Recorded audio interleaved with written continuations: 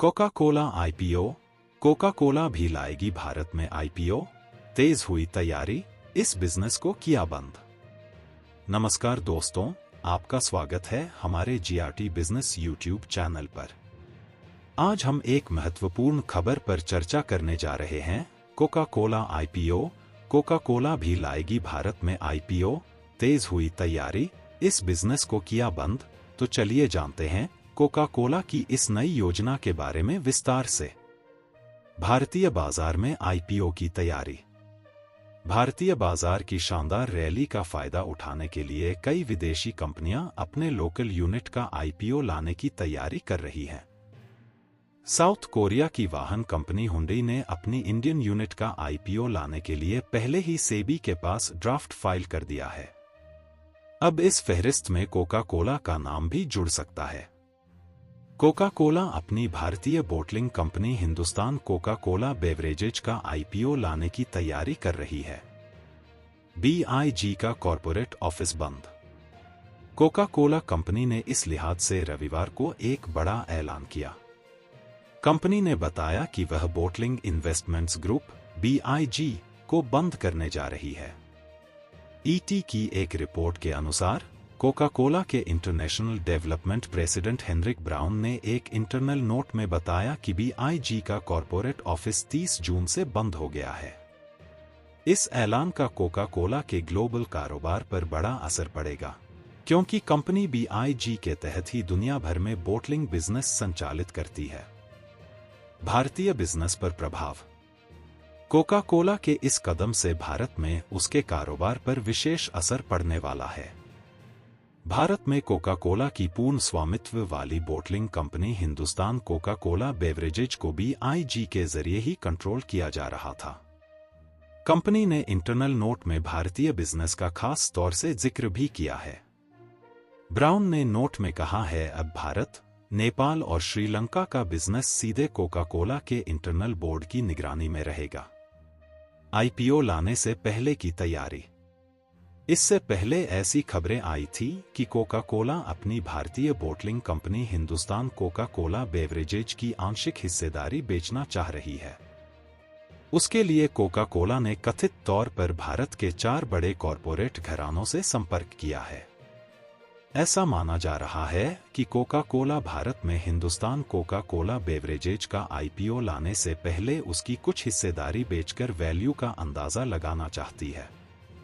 Coca Cola का bottling business. Bharat में Coca Cola अभी Hindustan Coca Cola beverages (HCCB) के तहत 16 प्लांट ऑपरेट कर रही है। भारत में कोका कोला के बोटलिंग प्लांट मुख्य रूप से वेस्टर्न एंड सदर्न स्टेट्स में स्थित है। कंपनी ने जनवरी में northern, eastern and north east markets में बोटलिंग ऑपरेशन की बिक्री की थी। उन्हें कंपनी के 3 पुराने franchise bottlers Moon Beverages, SLMG beverages और कंधारी ग्लोबल बेवरेजेज ने खरीदा था। कोका कोला को इस बिक्री से $293 मिलियन मिले थे। आईपीओ का महत्व। कोका कोला का आईपीओ लाने का फैसला भारतीय बाजार में एक महत्वपूर्ण कदम साबित हो सकता है। इससे कंपनी को अपने भारतीय बोटलिंग बिजनेस का मूल्यांकन करने और संभावित इन्वेस्टर्स को आकर्षित करने में मदद मिलेगी। इसके साथ ही आईपीओ के माध्यम से कंपनी को अतिरिक्त पूंजी जुटाने का भी अवसर मिलेगा, जिससे वह अपने व्यवसाय को और विस्तार दे सकेगी। आईपीओ का लाभ।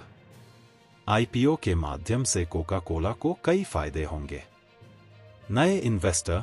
आईपीओ के जरिए कंपनी नए इन्वेस्टर्स को आकर्षित कर सकेगी। पूंजी जुटाना। आईपीओ से जुटाई गई पूंजी का उपयोग कंपनी के विस्तार और विकास में किया जा सकेगा। ब्रांड मूल्य। आईपीओ से कंपनी का ब्रांड मूल्य भी बढ़ेगा और उसे बाजार में नई पहचान मिलेगी। संभावित चुनौतियां। आईपीओ लाने के फैसले में कुछ चुनौतियां भी हो सकती हैं, जैसे रेगुलेटरी रिक्वायरमेंट्स। आईपीओ के लिए सेबी की रेगुलेटरी रिक्वायरमेंट्स को पूरा करना होगा। बाजार की स्थिति। बाजार की स्थिति और इन्वेस्टर्स की भावना भी आईपीओ के प्रदर्शन पर प्रभाव डाल सकती है। कंपटीशन। भारतीय बाजार में पहले से ही मौजूद कॉम्पिटिटर्स भी एक चुनौती हो सकती है। भविष्य की योजनाएं। कोका कोला की भविष्य की योजनाओं में न केवल आईपीओ लाना शामिल है, बल्कि कंपनी अपने बोटलिंग बिजनेस को और भी विस्तार देने की योजना बना रही है। इसके साथ ही कंपनी अपने प्रोडक्ट्स की रेंज को भी बढ़ाने की सोच रही है ताकि इंडियन कस्टमर्स की मिसलेनियस नीड्स को पूरा किया जा सके। कंक्लूजन। तो दोस्तों, यह थी कोका कोला की आईपीओ लाने की योजना और उसके पीछे की तैयारियां।